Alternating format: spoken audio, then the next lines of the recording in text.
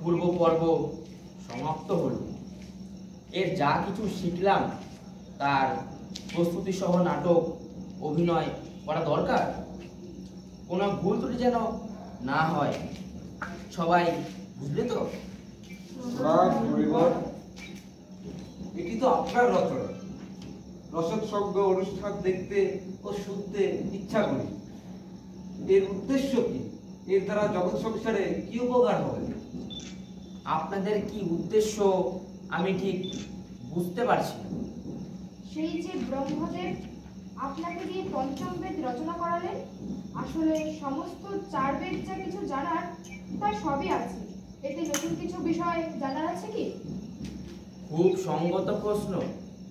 শুধুমাত্র নাটকের মাধ্যমে বিনোদনের জন্য নয়, জীবনের জন্যেও ত্রেতা যুগে লোভ, পাপ, মোহ ইত্যাদির বশীভূত হয়ে নিজেদের মধ্যে সংঘর্ষে লিপ্ত ছিল ইন্দ্র আদি দেবতাগণ।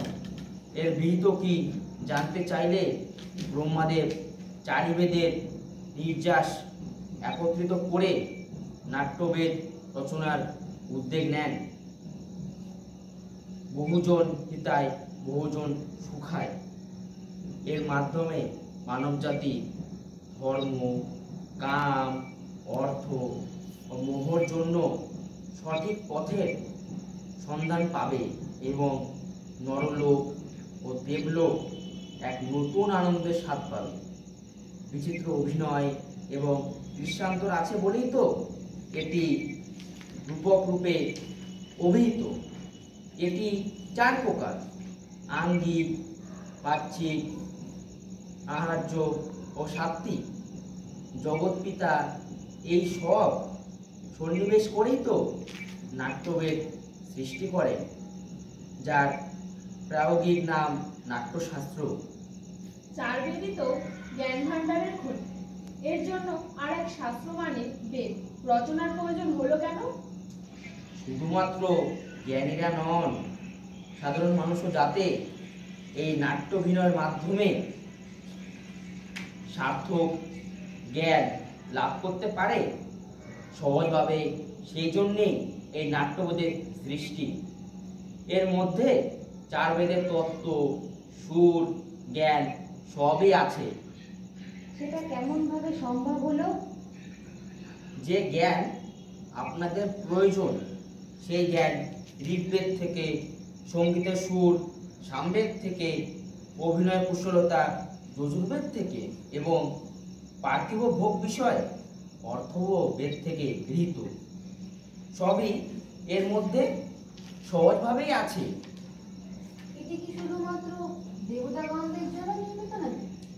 তা কেন হবে? সর্বলোক অর্থাৎ ত্রিলোক, দেব, অসুর, মানব সকলেরই তো কৃতকর্মাদি এই অভিনয় কলার মধ্যে থাকবে এবং ত্রিভুবনের রূপ, রস, গল্প, শোক, দুঃখ, আনন্দ ইত্যাদি শিল্পসম্মতভাবে উপস্থাপনা করা যাবে, যাতে সকলেই আনন্দ লাভ করে, সঠিক পথে জ্ঞানার্জন করে। এই পঞ্চম বেদ সমস্ত শিল্পকলার এক ত্রিবেদী সঙ্গম। এটা এক অদ্ভুত কলা, জীবনে এক মহাকাব্য। সমাজের এর কি প্রভাব, গুরুত্বতা অনুধাবন করা যাবে কিভাবে?